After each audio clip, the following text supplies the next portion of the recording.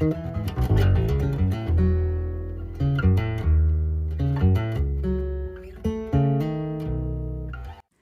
to Stepping into Shakespeare presents Shakespeare in Film, a podcast looking at how the world's best Shakespeare plays were turned into the world's best films.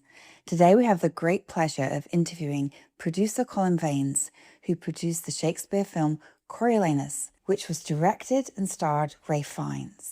Some of the films that he's produced include Gangs of New York, Film Stars Don't Die in Liverpool, The Young Victoria, and The Rum Diary.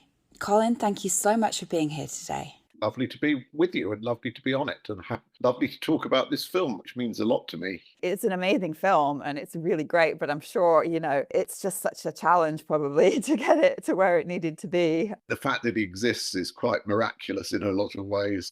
Could you talk a little bit about how the film came about? Of course. So it came about because Ralph Fiennes had played Coriolanus in London. He'd done a fairly sort of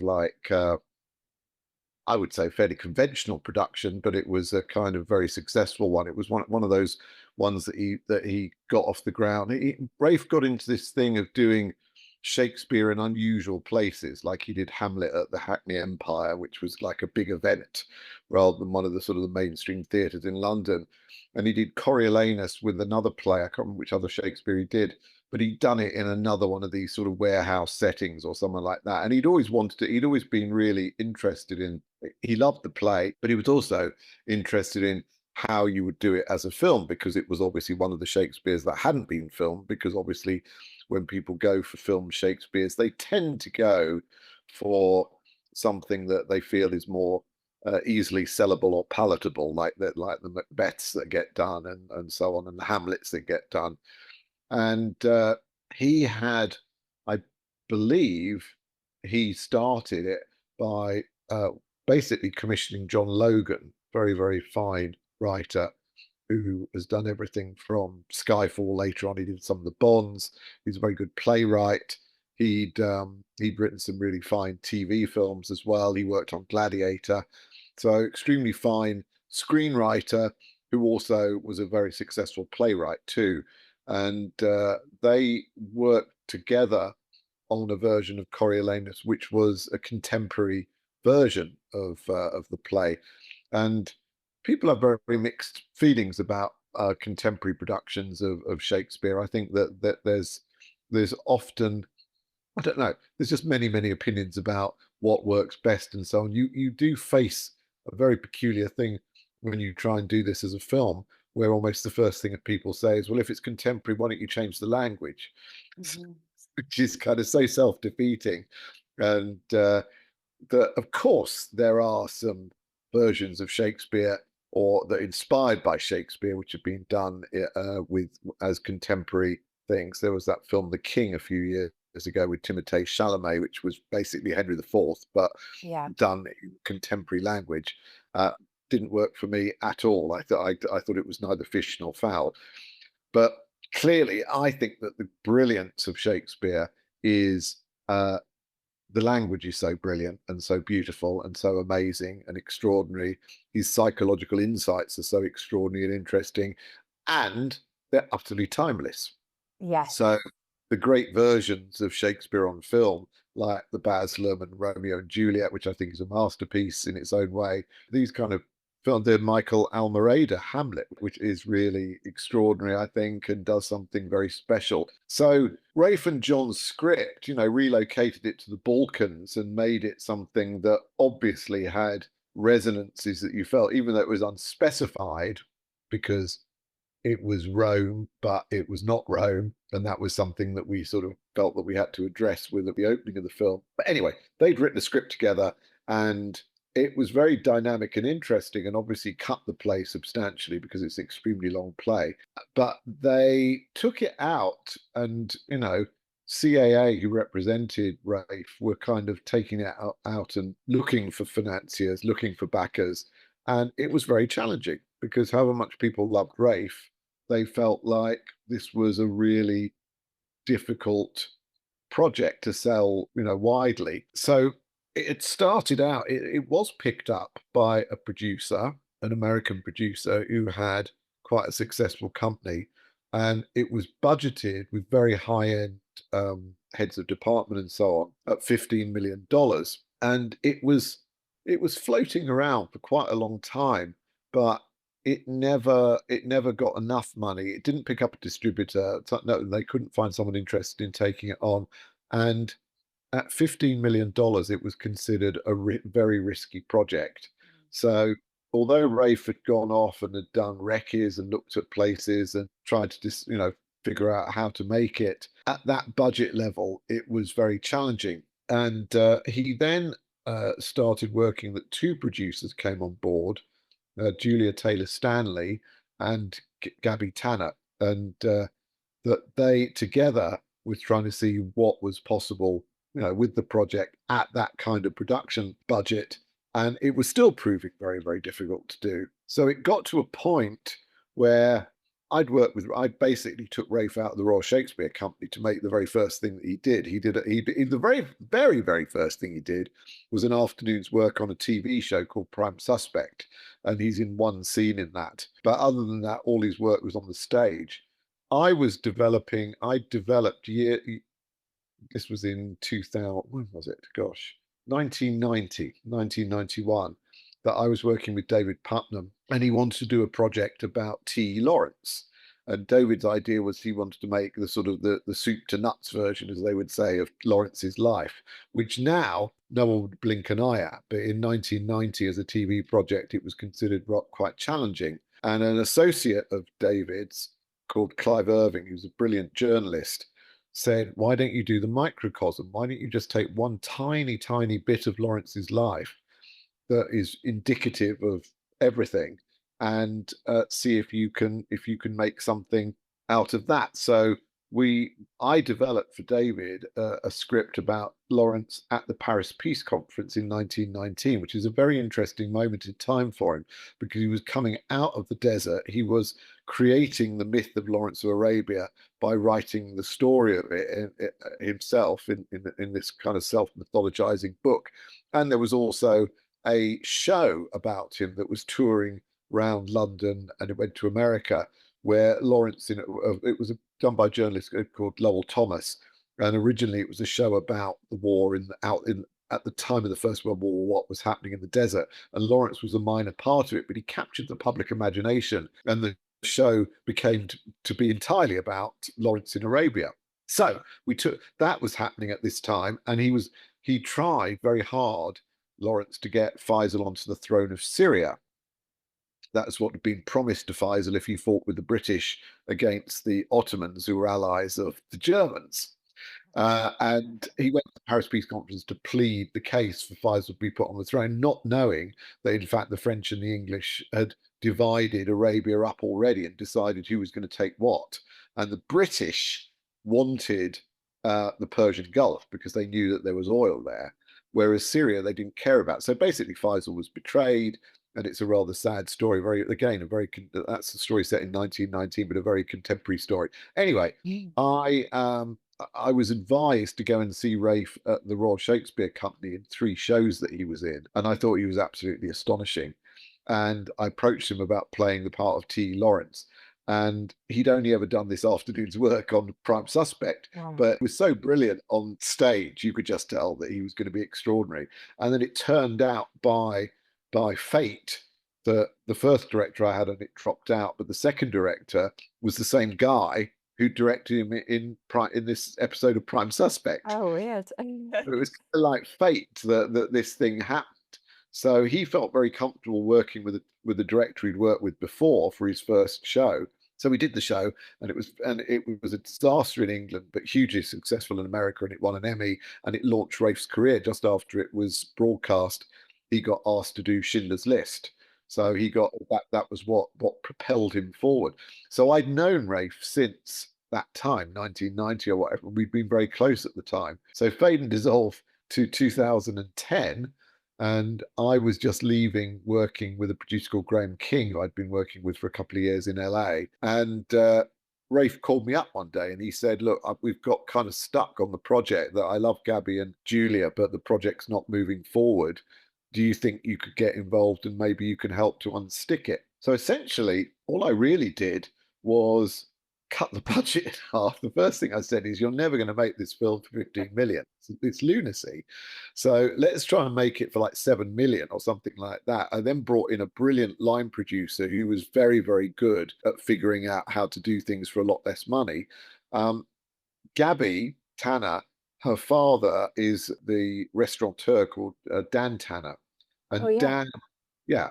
Dan is a kind of he left Yugoslavia as it then was. He defected from Yugoslavia when he was a young man and set himself up eventually in America and became very successful. But once Yugoslavia was split up into its composite parts, he's a Serbian and he was treated like royalty in Serbia. So essentially, Gabby said, "Let's shoot in Serbia because she didn't say my dad has a lot of great contacts here, but that was the case."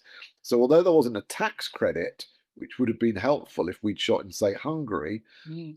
we got incredible cooperation from the Serbians. So between me coming in and bringing in a line producer and being quite brutal, cutting the budget in half and saying, you can't have this production designer because they cost too much. You can't have this costume designer, they cost too much. You can't do this, you can't do that. But we found a way to cut the budget substantially. We had a brilliant we had Kevin, who was a brilliant producer for that part of the world, and we had a wonderful line producer there who was very, very good at kind of pulling the stuff together. And we had, effectively what the Serbians gave us was they gave us 2 platoons of the military police, and they became the Romans and the Volscians, the 2 warring factions in the film. They also gave us tanks and military vehicles, which were incredible, and they gave us the use of the Senate building. So I reckon we probably had something close to 2 million in production value Amazing. added to the film through these things. But of course, this was further down the line. So when I joined, they were still trying to raise the money, and essentially, Julia, the other producer, was very, very good on things like tax credits and those kind of areas. She was very good in getting that getting that underway for doing the post production. We were able to use that. Gabby was brilliant at bringing in the Serbian elements that gave us additional value for money, and she found a couple of producers who took a chance in Serbia. Now, it was still a risk. And I think for this company, it was more of a sense that this is something that would be prestigious for them and hopefully they wouldn't lose their shirts. But no one went into it thinking there was going to be a lot of money on this thing. And some of it just came down to we went to the 2 critical ones for the UK. We went to the BBC, who initially turned it down, which we were a bit astounded by. But we went in and we brought Rafe in as full on Hollywood star, sitting there talking about it, and we got the money. So That's brilliant. they changed their mind after full on charisma driven performance by the main guy, who is going into this thing to star in it, as work very closely on the adaptation, is one of the producers on it and so on. So we got the BBC and the other company that were involved. We went to Lionsgate, which was run by Ziggy Kamasa, and Nick Manzi was his sort of right hand, and they've now resurfaced in a company called True Brit. But basically, Lionsgate is a big American company, but they had a UK division, and they like to do quality British films, and this just ticked the boxes for them. So again, neither the BBC or Lionsgate gave us a lot of money, but they gave us enough money with the Serbian money we had to get us over the line, and this additional factor of the budget being cut, which Rafe had embraced fully because he wanted to get it made. So we worked with, wouldn't say very good people, but not the people that he was initially planning to work with. He would like maybe 2-3 times as much, really, really high-end people. We got really inventive people involved with it. And on top of all of that, Rafe basically put all of his fees into the film. So he didn't actually take any money out. All the money that was in for him as star and director and producer, he just put back into the film. Wow. And in fact, we didn't take out full fees, not that they were very high, but it was a film that was made out of an incredible sense of commitment and a feeling that we could do something really special about it. Yeah, you definitely did. I mean, it's amazing. And you just, as an audience member, you just buy into, I don't know how exactly, but you buy into the Rome thing and then the contemporary, and it just all worked, you know, even though it was probably like you said, doing a modern adaptation. It was just, you just accept it and you're like, yeah, this is it. This is Well, it's lovely to say it, because I felt that we actually made a deal with John Osborne's estate, the playwright John Osborne. John Osborne had written a kind of contemporary with contemporary language version of the story called A Place Calling Itself Rome, and we thought that was such a great thing to have. So in the concept of the film, we established that there is a television station which kind that one of the on stage characters that's like a narrator or with things became a newscaster.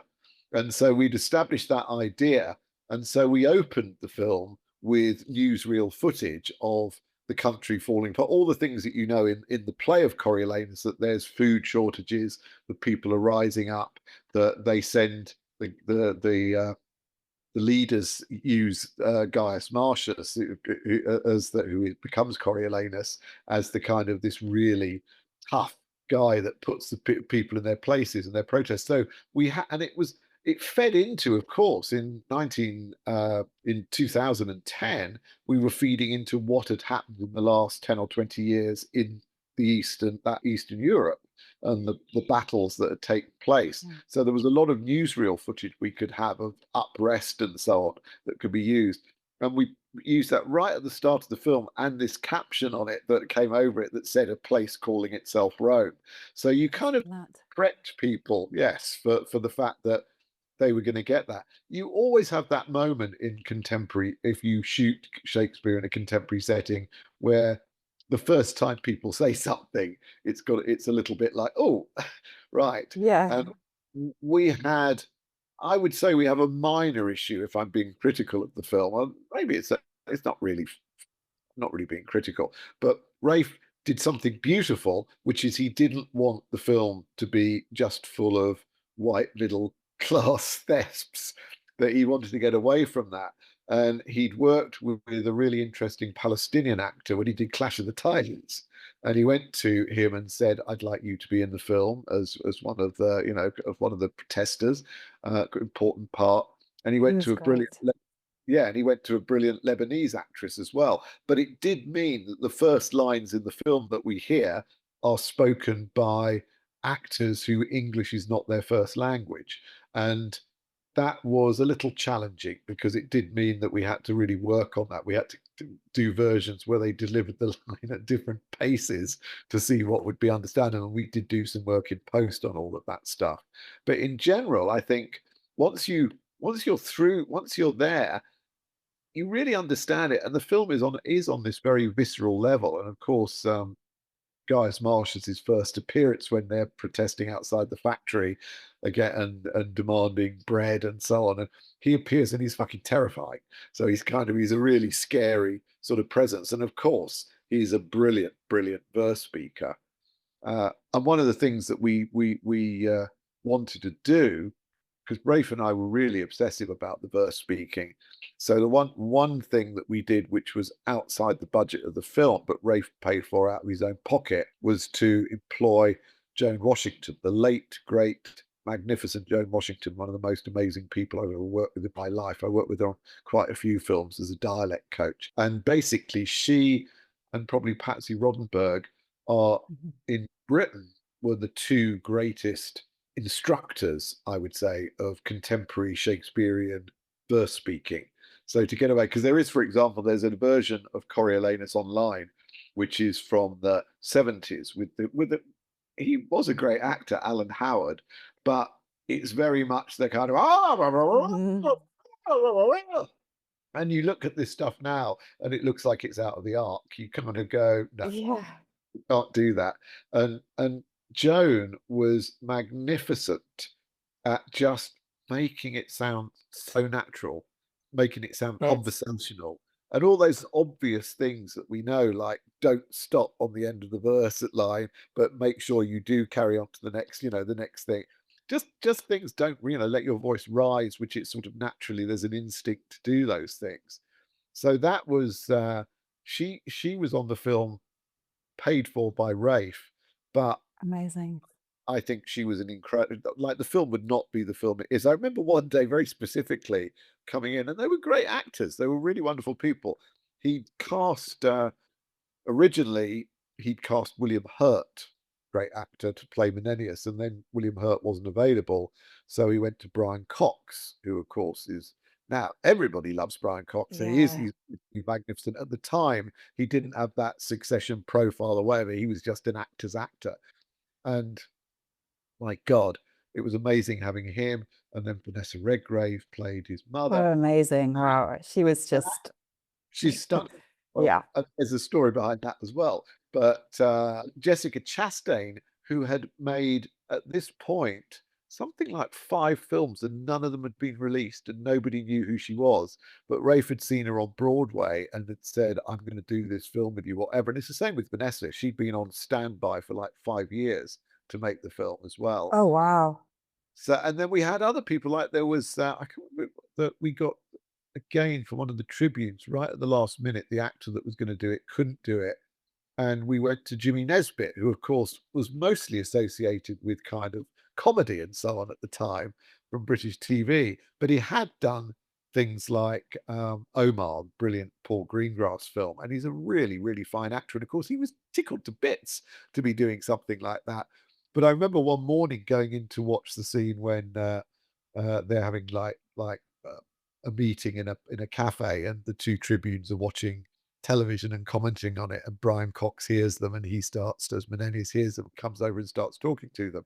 And I remember the rehearsal and having that moment of going, I love Shakespeare, but I can't understand anything that these people have been saying for the last 10 minutes, because I'm just, my ear is sort of attuned, or the language isn't right. And an hour with Joan Washington, you came back and you said, well, I don't understand what my problem was, because she was so magnificent at Mhm. guiding the rhythms of the language, and the points where it needs to be sort of struck or whatever were really extraordinary things. So that all of these actors were lined up. So we had this limited budget, and we knew we were going to go to Serbia. Oh, so a big part of the finance package came through a tax credit scheme. This was a big part of what Julia did in pulling it together. That there was one of these schemes which eventually became very difficult to put into practice. The revenue started to crack down on them quite severely, and it was a company that was run by a wonderful man called Chris Figgs, and they basically washed people's tax money to make a film, which is how these schemes kind of worked. It was a way you could write off some of your tax money against the making of a film. But they had really, really, really cracked down on this. So Rafe was taking his money. So he was investing in the film as well. Like, he was investing his own time and his own fees and so on. But of course, he was also using some of the money he'd earned from things like Clash of the Titans. And particularly, he was using his tax credits to do it. So in these tax schemes, you have to prove that they really tightened on this. You have to prove that you are a sole trader, that you are the person that you're putting your money in, and you're fundamentally part of whatever it is you're doing. That's Mhm. why a lot of the schemes collapsed, because if a guy's made a lot of tax, it owes a lot of tax, and he makes widgets or whatever, you can't prove that he's really involved in making a film like Coriolanus. Right. Rafe put his money in, and he was absolutely fine, but it needed something else. And the other person that put their tax money in was the singer, Will Young. If you remember him, he's still around, I think. Yeah. So Wow. he put his money in as well as part of the investment, and he had to prove that he was involved in the film in some way. So he made a documentary about it, which I don't know whether it's ever surfaced or not, but he was there to make a documentary. But actually, he was a bit worried that this was going to be enough.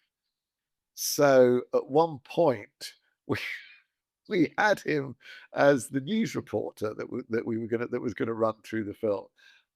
It was not a success. He did his first thing, which is when the Volscians were invading, and it was not very convincing. Oh So dear. we Well, do it's that. diving in the deep end, isn't it? You Yeah, know? oh, no, he was so adorable. Anyway, he was fine in the end. His documentary was fine. But what it meant was we didn't have a news reporter, and that's when we went to Jon Snow from Channel 4 News to do it. And he was brilliant. Yeah, I I think he love was those absolutely scenes. brilliant. And he just delivered the lines as a Channel 4 news reporter. It It was worked so well. I was like, how is this working so well? You know, yeah, it was yeah, extraordinary. no, he was fantastic. So that was the finance and that was we put together this. We had great younger people, enthusiastic people doing. We had like local Serbian costume designer. We had a lovely production designer from London who I worked with briefly on a very small film, and he was just, people were just full of passion for what they were doing, which I love about doing a film of this kind that pulled it together. But we didn't have very much money to offer to the actors. So again, we were very, very reliant on the goodwill of these people. Yeah. So Brian Cox and Vanessa Redgrave and Jessica Chastain as the three sort of principals in a way, alongside with Rafe, um, agreed to do it for a favoured nation amount of money, which was not a lot of money. And then other actors would not paid a lot, but something like Jimmy Nesbitt was thrilled to be doing something like this. It was very high end. But what we felt we needed was we perhaps needed, if we were going to get distribution in America, because there was nothing. We've got distribution in the UK, the BBC are involved. We'd got this money from Serbia, we'd got the tax credit money, and we'd got the money that Rafe was putting in himself. But we hadn't got any distribution going in. We got the sales company Icon was selling it, but they it struggled to sell it.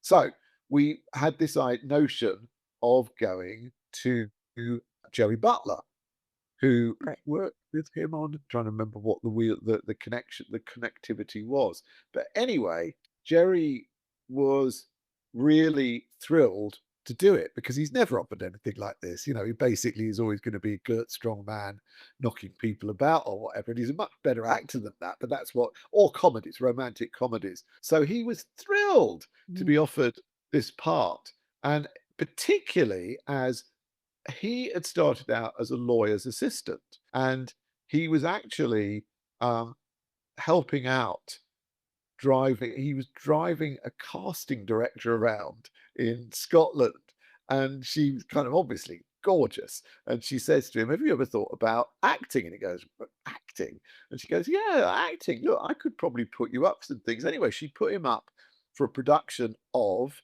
Coriolanus, Oh, directed by wow, Stephen wow. Boycott, and he played a spear carrier.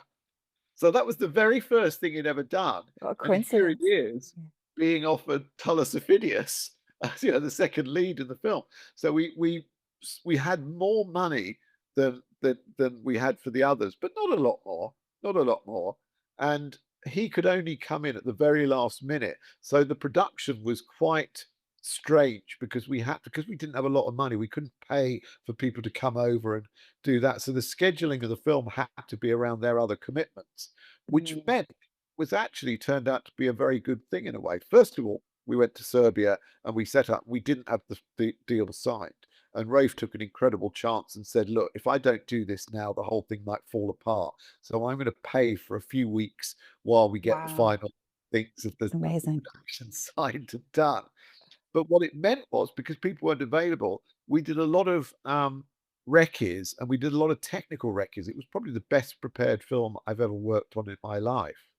And then, because we couldn't shoot anything else, we shot the Battle of Coriolanus as the very first thing we did. Oh We gosh. I've got a version of it on a DVD, which is like half an hour, and it's really brilliantly worked out with a couple of really great stunt people and action coordinators. And Rafe did a magnificent job on that. And we then had to drop in the shots of Jerry Butler later on Oh, to do that. interesting. But it meant that we had a really strong sense of bonding for the whole company to shoot this sequence, and then we could go, as people were available, we could start going into shooting with them. How long would you say, estimate like the pre-production phase, and how long was the shooting? Right. Well, the pre-production was effective. I mean, if you include time spent trying to raise the money for it. That was several years that he was trying to pull that together. We didn't have, oh gosh, I should have checked the schedule on it. We didn't have a lot of time for shooting. I mean, because again, time is money, and so we had to get through a lot in a relatively short period of time. So I think we were probably prepping for about 4 to 6 weeks, something like that. 6 weeks maybe. We were kind of like we were kind of slightly stuck because there was only so much we could do. It was very interesting again because Rafe was so meticulous about things. So, for example, we had a very brilliant, I thought, a really good Serbian costume designer, but Rafe was very unhappy with the dress military uniforms, particularly things that he as Coriolanus would wear. And this is kind of, I love this kind of attention to detail, that he just felt like it looked, they made them, but they didn't look right to him. And he actually flew in a military tailor, and the military tailor gave us this extraordinary masterclass in how it's all smoke and mirrors, because the uniforms are constructed in a way, of course, to make you look super butch and macho and all that. So they're tailored and cut in odd ways to because they're designed to fit very snugly in certain areas and less snugly, and less so in other things. And the cut has to be so. So that's why when you see like dress, so the military uniforms look amazing when you see kind of like the kind of a platoon lined up in their best dress uniforms or whatever, or the generals or the commanders or whatever. And now I know why, because it is a very specific thing. It's not just general tailoring. So his attention to detail on things like that was fabulous. And as I say, we were stuck waiting for actors because we didn't have the money to just buy them out for the whole time of the shoot, which I think was something like 6 weeks, 6 weeks or 7 weeks. It's very little, it's like a normal kind of amount of time for a lowish budget film. We also had to, so we had this time where we did a lot of technical preps. We maybe did 3 technical recces where you'd often just do one, which meant that Rafe was really clear in his head when we did, for example, do the Battle of Coriolanus, which in the film is only about 3 minutes or something. And as I say, we shot about 25 minutes. But it was very accurately done. And what I really liked was also the determination was to go for reality as much as we could. So the editor who I brought onto the film, Nicholas Gasto, is a very fine editor who works particularly well with new people. He's very good at guiding people when they're less familiar, and he's worked on a number of terrific films with first-time directors, and he was perfect for this. And he also kind of helped out a bit when it came to that battle, that he shot a few bits of it almost like a second unit. But we wanted that sense that you got when you see newsreel footage of like ordinary people caught in the middle of this, that suddenly there's a dead body and there's a couple of in overcoats running across a street, or an old lady with there's one beautiful shot of an old lady looking out of the balcony watching what we were filming, and it's fabulous. She's just got this quality of because she was real, that this was street fighting, and it was done in a very realistic manner. Wow. Which I might say was one of the things I liked about the film, that we had it's basically, there's the military police are called the Psy, and they were, I mean, quite honestly, goodness knows what they were doing during the war there. I would hate to think they were very much a Christian militia, and that when kind of there was fighting going on between Serbians, say, and Bosnians, many of whom are Muslims, you realize when you're in the country, there's this unbelievable deep-seated feeling of what happened between the Muslims and the Christians since like I don't know, 12th century or 15th century or whatever. So that sort of hung in the air. But anyway, they were kind of uber efficient soldiers.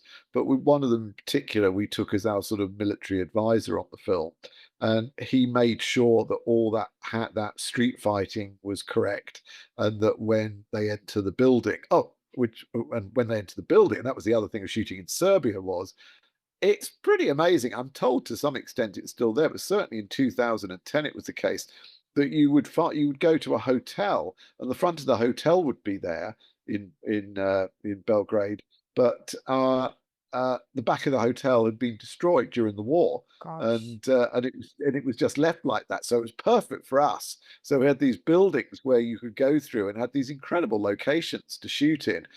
So we were shooting the kind of the entry of Gaius Marcius is leading his troops in, and he takes them up the stairs, and the smoke clears, and there's the Volscas, and there's Tullus Ophidius waiting, and of course in the play, which is set in Rome, that they get their swords out and they have a sword fight.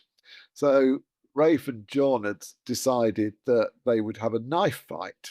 So as we started to choreograph this sequence, we get up the stairs and they have their exchange where they say how much they hate each other or whatever, and then they put their guns down on the floor and get their knives out. And our military advisor was going absolutely berserk and going, "Well, wait, no, you don't." And Rafe is trying to explain. He said, "Look, this is it is Shakespeare, and this is what we had in Shakespeare, and this is what we're doing." And this guy is just looking and he goes, "Oh, he's movie. I understand." Oh. That's so funny. And again, we had limited, we always had limited time and limited, but we were extremely well prepared to do these things.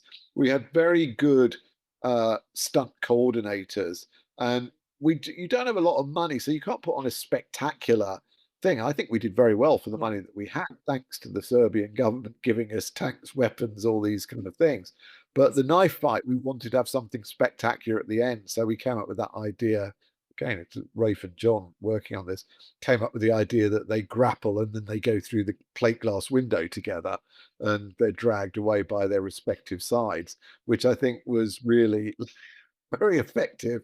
And one of those moments that when I think about it now makes me feel queasy because, we did what we could with the money. So we had health and safety, we were doing it, but we're still basically two stuntmen are going to fly out the window onto a lot of Yeah. cardboard boxes from quite a height.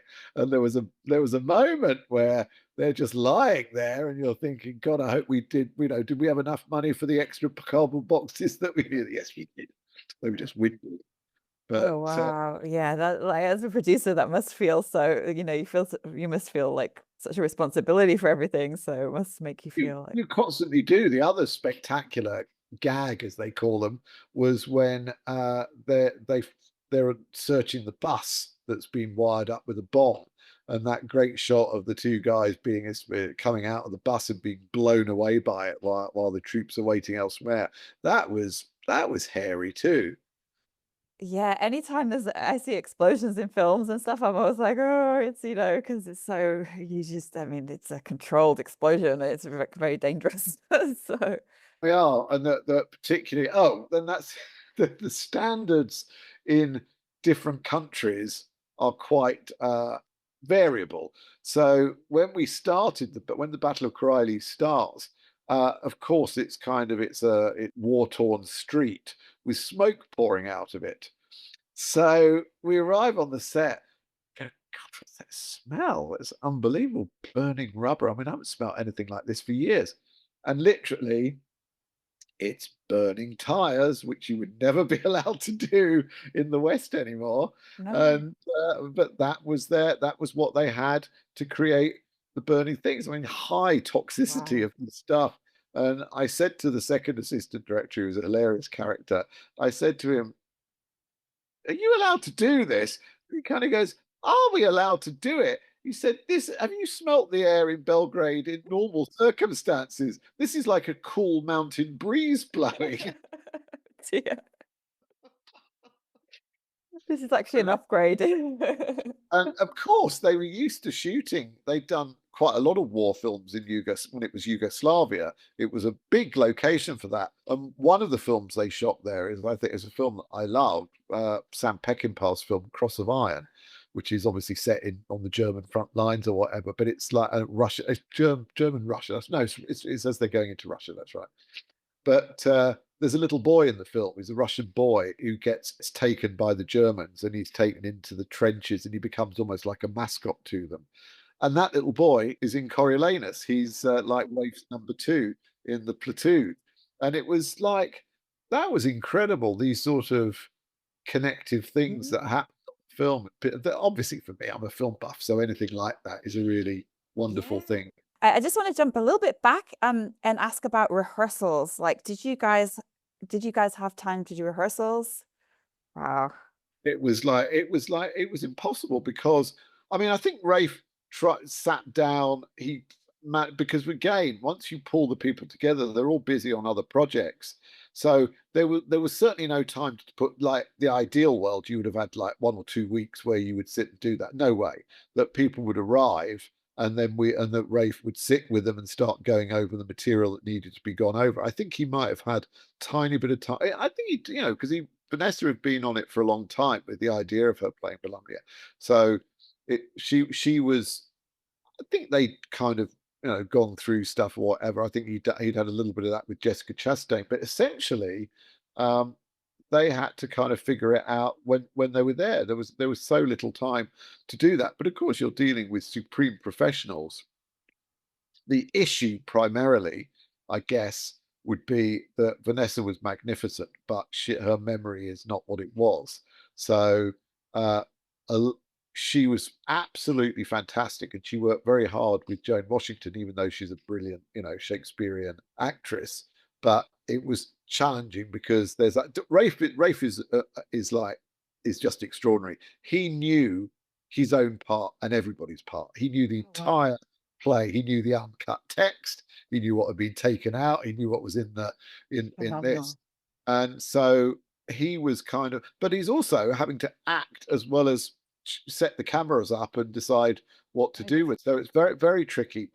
She was magnificent, but her performances pieced together to some degree because she just couldn't remember the lines sometimes, and so that was something that was a practical issue to deal with, but was dealt with. And of course, she's magnificent, I think, in the film. Absolutely incredible. And she has what we talked about earlier, just this like sense of, naturalness, and it just like comes from her soul, and it's just so perfect. And I was like, whoa. It's like, and she loves Rafe and really loved him, loves him, and that you felt that connection and you could really believe. And again, like, right, so Battle of Coriolanus done, like, unbelievably difficult sequence to start with, but we did it. And then Vanessa arrives, and we're into the stuff with her, and then Brian Cox turns up. And Brian's fantastic. He was just, so he came on the set and he watched, and it's the scene in the bathroom where she's dressing Coriolanus's wounds and so on. Fantastic scene between her and Rafe. And Brian sat with me at the monitor, and he was just kind of staring and staring and staring or whatever. And I said, so how do you feel about all this, Brian? And he said, I'm bricking myself. He said, I've done Shakespeare for years, but he said, it's great that I arrived today because I'm going to do what she's doing. That's great. I think he's absolutely magnificent as Menenius. It's such an interesting role because he's sympathetic to Coriolanus, and he recognizes that the mother is pushing him into this thing, but he also wants it. All these people around. I mean, it's a tragedy because Coriolanus is a bloke that likes, killing people and restoring order by, martial order and all that stuff. And the idea of trying to be a politician and what a politician does, and that Brian is really trying to help him, mold him into that. So when he goes to the market and gives the speech to the people, and I always find it heartbreaking for Coriolanus because he's really trying very hard to be this politician, but he's struggling, and he's got the support of Menenius, but it's still tough. And then what follows that, because this is the biggest thing I would say about any of these things, is Shakespeare is so extraordinary about human behavior. And he puts things in which people kind of almost can't quite, not everybody gets it, particularly in a film form. On a stage, you kind of somehow accept it. On a film, there's a slightly different thing that obtains. And that what happens in that scene when he's pushed for the first time, he's out of military uniform, he's wearing a suit, uh, Coriolanus, and he's saying to the people, "I'm going to be your champion, and vote for me, and everything will be great." And then the two tribunes step forward, and they turn the crowd around completely, absolutely. And I've had people say to me, "Oh, well, that's so abrupt that they get turned around like that." I say, "Have you actually ever been to a political meeting?" You need is one good orator, and he'll turn the whole he'll turn the room around.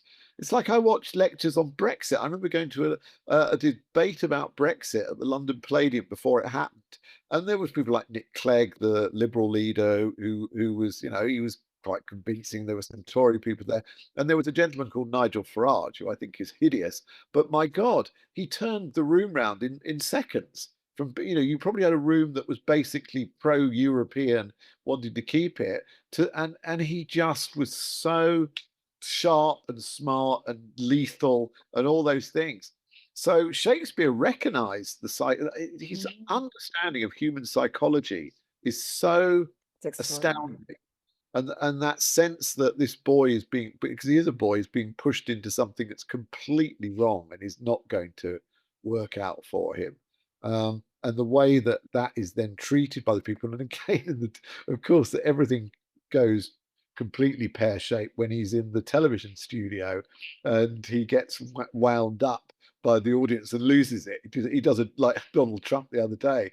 He's just kind of completely loses it and just kind of loses everyone and the city that's betrayed him. But that's so powerful. The other thing is just language. Is just like how, like Joan. I was always sitting with Joan at the monitor. We always like it was such a joy. My God, you sit. Can't tell you how much I miss her.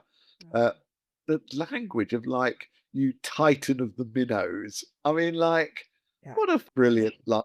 It's full of lines, and the perception of people, and the way that things can change in language, and the understanding within language is so stunning. There was never a moment of any time where I kind of felt this is kind of not relevant to today. I thought everything that happens in that play is incredibly relevant to today. Absolutely. I thought, yeah, that's what I was sort of with the news and stuff. It's amazing how something from, 400 years can then just fit so seamlessly into the modern, like you said, like Shakespeare's plays are timeless, quite eerie in a way that it just fits. Well, because I mean, it's like with it is every single play is really nothing changes. I mean, yes, the costumes change and the kind of the times change, but essentially the bottom line in the whole thing is that human behavior is fairly consistent, and the fallibility of humans,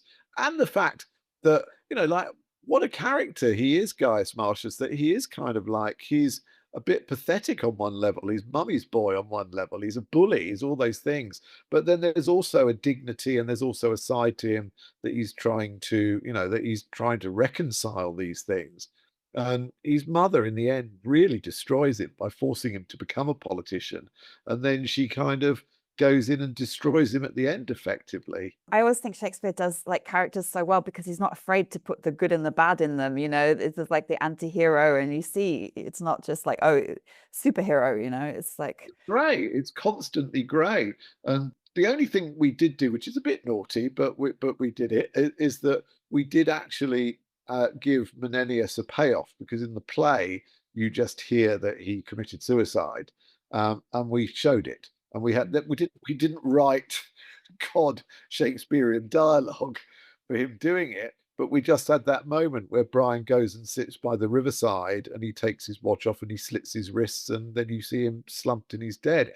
And I think it's really a fantastic moment. And I think, yes, we added it, but I think it was something that really gave the story, it gave his character a resolution, and it was which it gets in the play, but it was just one other thing. He's such a powerful presence, and he was so magnificent throughout the film. yeah. And I think that's, that's really great that you guys did that, because you are adapting, a play that was on stage for a film. So adding things visually, and it makes absolute sense that you would do that. Well, we So looked at, I mean, obviously I've grown up with a lot of Shakespearean films, but Rafe and I watched a lot of Shakespeare together. And of course, it goes from things like Henry V, the Olivier film, which of course is brilliant in its own way, that it starts in the theatre. You actually are on stage in a theatre, and the play is gradually opening up until you're on the fields of Agincourt, and then it comes back into more of a theatrical setting. So that's audacious, the way that he chose to do that. It's so brilliantly done. Um, I have a lot of Shakespearean films that I love for what they do. I love the Polanski Macbeth, not because of the verse speaking, which I think is a bit rudimentary, but it just has, because Polanski is an incredible filmmaker, and he was working with Gil Taylor, one of the all-time great cinematographers, and the film has an incredible atmosphere and feeling for that. There's the one of the finest ever, in my opinion, is the Russian Hamlet, which is absolutely I don't extraordinary. think So I've you've seen got that here, actually. oh, Yeah. it's amazing. It was made in like 1964. It's shot in scope, black and white scope, and it is like, it's so visually stunning, because the Elsinore is like presented as this really extraordinary place where these events happen. The ghost of the father is like this huge figure with the cloak flying out behind him, the sea smashing against the walls and so on. It's I'm gonna watch it. extraordinary atmosphere. Throne of Blood, the Kurosawa version of Hamlet, which is of Macbeth, which is set in medieval Japan. That's, you could you. It's incredible how, of course, you lose the beauty of the language, but what you keep is the psychology of it, and you also, great filmmakers find a way to mine it. We looked at a lot of stuff. The film that Rafe was blown away by and he'd never seen was the film that Peter Brook made of King Lear with Paul Schofield, which was a very famous stage production. It's like 1970, and it's shot in very grainy black and white, and it's very simple. It's very much about the performances rather than anything else. And Rafe was really blown away by that. He said that was the one that, out of everything that we looked at, that really left this impression on him. And he said, that he wanted something that somehow was, I think that was the biggest inspiration. So Wow. he had worked with a great cinematographer called Barry Ackroyd, who started out working a lot with Ken Loach and British sort of social realist cinema. And Barry shot The Hurt Locker, which Rafe was in, and they bonded very closely. And he watched the way that Barry worked and operated. And Barry, quite often on a film, people who don't know, there's the cinematographer, lighting cameraman, as they call them, and then there's like the camera operator. And that when films were heavily unionized, there was no way that the lighting cameraman or the cinematographer could actually operate the camera himself. He had to. He worked with his gaffer. He set up the lights, and he would direct where the light was coming from, and the operator would then take the camera and operate it, and that would be the thing. But increasingly, I mean, it often happened in the past, people could get away with it, and increasingly the cinematographer now is also the operator too. And it's obviously very intimate when you're shooting a film and you're operating and you're right there with the actors. And the approach that Rafe loved of Barry's that he'd seen on The Hurt Locker was, he said he almost approached it like a documentary. That's what he wanted with Coriolanus. If you look at the film, there's very few fancy camera setups. What it's mostly is recording what's going on in a very direct way. And it was that notion that this, when they went into a scene, like, for example, when he goes from being Gaius Marcius, but he's now named Coriolanus after he's won the Battle of Coriolis, and the camera goes up the steps to see him, and then it goes into this hall, and there's his mother, and there's his wife, and all that stuff. And that scene, out of it, I mean, this was true of everything, but literally, when they were blocking the camera moves, all that Rafe would say to Barry was, "How would you cover this if you were doing this for the BBC?" What would you do if you were doing this for as a documentary or as a TV news report? And it's a very different mindset because you're not thinking about the camera being working as some separate, distinct thing. It's kind of like it's rough and raw, and it also fits in again with the footage that we shot of kind of it wasn't hugely shaky cam as they call it, Yeah, I sort of did notice that. I was like, "Oh, no, it's a little, like a little," but there's a no. little element to that, but we didn't overdo that. But it does give you that ability. It was shot on film, and we could have shot it digitally, and it would have been a lot easier to shoot digitally in some ways because you're not worrying about the camera reels running out. But what we did was we shot with film that you could put twice as much film into the camera. It's technically it's 2 perforation film rather than 4 perforation film or 3 perforation film, and it just meant that you could put more film into the that you load onto the camera. So it meant that we had more to work with. I'm really grateful that we didn't shoot digitally because it was hard enough as it was. We actually shot every now and again we shot with 2 cameras, which you'd think, oh, well, that's great because that's saving time. And some directors like to do that. Ridley Scott likes to shoot with like 10 cameras or something. But for most people, to be honest, it's quite hard because you've got so much material to choose from, and you're not really making the hard decisions up front, which is to shoot this way and then reverse and shoot that way. And in some sense, you're figuring out things in advance as you shoot that. If you're just squirting off film, to me, it always feels like a bit of a mistake. So we did shoot with 2 cameras, and we did have a lot of material, and it was a chore in post-production to do that. I'd rather that we'd really shot everything just on a single camera and done separate setups and so on. Anyway, but Barry is very much that's what he does, and he does this, by the way, on big Hollywood films. That he shot that great film, The Big Short, Oh, yeah. and Steve Carell was talking about the experience of it at a kind of a event I went to, and somebody asked him about working with Barry, who's kind of not a conventional Hollywood cameraman, and he said, "Yeah, too right, he's not." He said that often you would be giving your what you felt was the great moment. You've nailed it, you've got it, and you look over and Barry's shooting some oranges in a bowl on the Oh, gosh.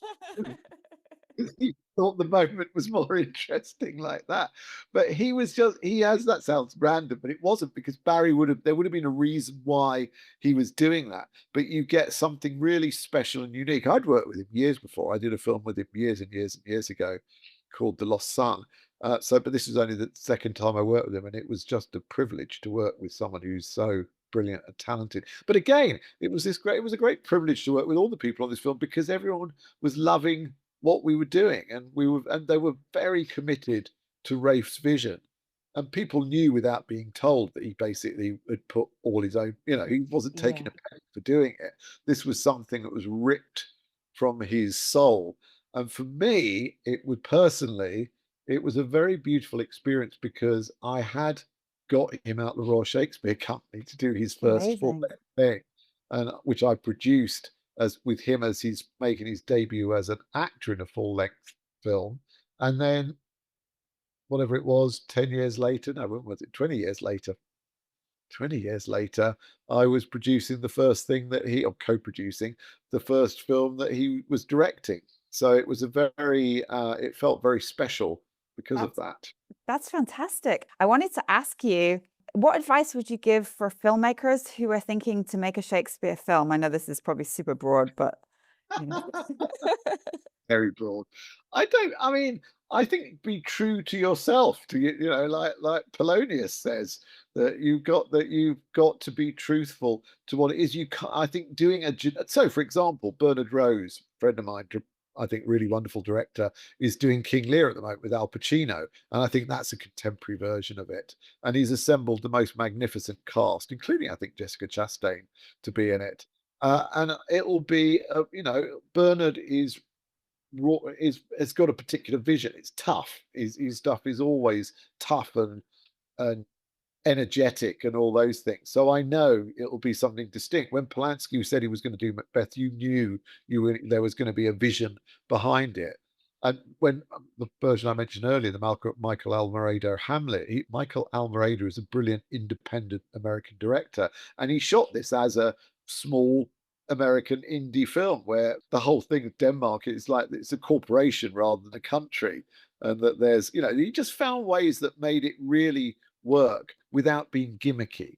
And I think that avoiding gimmicks is absolutely essential, and really, we were on the cusp, I think, with kind of when you set it in the way that we set it. We made one change at the end, which I really wish we hadn't, which was it ends at the moment on Coriolanus being dumped after he's been killed by Ophidius. And after that, there was a sequence where people gathered around with iPhones, with camera phones, and took pictures of it. And we decided that it felt a bit unbelievable and a bit too much, and we just left it as it was. So it's still powerful that you have the mother watching this on television and she sees her son's dead body. But literally, after we'd locked the film and done anything, I think it was Gaddafi or whoever, or one of them, that the footage emerged, and there's all these people with camera phones phone your body. So it felt like that when we saw it, we said, "Oh, we could justify it," but actually, maybe it would have come across as something a little bit gimmicky. But Maybe, and phones don't do well in films, because they evolve so fast that well, it's they sort of do. We've got Menenius on a BlackBerry in Coriolanus, so you prove your point there. What's that, Mum? What's he doing? I know, it's so funny with No, phone. I think it's got to be. I think it's authenticity, which is my only cri de coeur on any project. Is you've got to be authentic to your own vision and to your own feelings. And I would say, because I probably shouldn't talk about the ones I don't like. There have been several recent Shakespearean films, and I thought that they were more about the ego of the person doing it than anything else. And I think that the verse speaking, oh my God, there's one in particular which I won't go into, but there's what the verse speaking is so bad in some of the films, and I do think that that is a joke. You can't do Shakespeare without some thought to it, and I think we were really spoilt by having Joan Washington, who was just a magnificent person for verse speaking. I'm a filmmaker and I was just absorbing everything, and it's incredible, I think, because what you did was you got it done, no matter what, like you said, and Well, that's what filmmakers need to hear, that you can do it. So no, it was very, very tough. I mean, the music is a whole other area in the film that's interesting to talk about. My friend Elan Eshkari, I brought into the music, and at first he had a more conventional idea of what to do, and Rafe was very inspired. That was another film that was a big inspiration for him, called The Battle of Algiers, the Pontecorvo film about the Algerian French Civil War. Well, not Civil War, but the war in Algiers, where the French were trying to keep control of the country. And Ennio Morricone did the music, but it's very limited, his music. Most of it is the sound of women ululating on the street and things like that. And Rafe wanted something where the music was not conventional, where it was more sounds and atmosphere. And that was a very big part, I think, of the success of the film, was having this quite unique score that Elan did. that's also amazing thing, but that was really great, and thank you. You gave so much, I think, because it's a big challenge.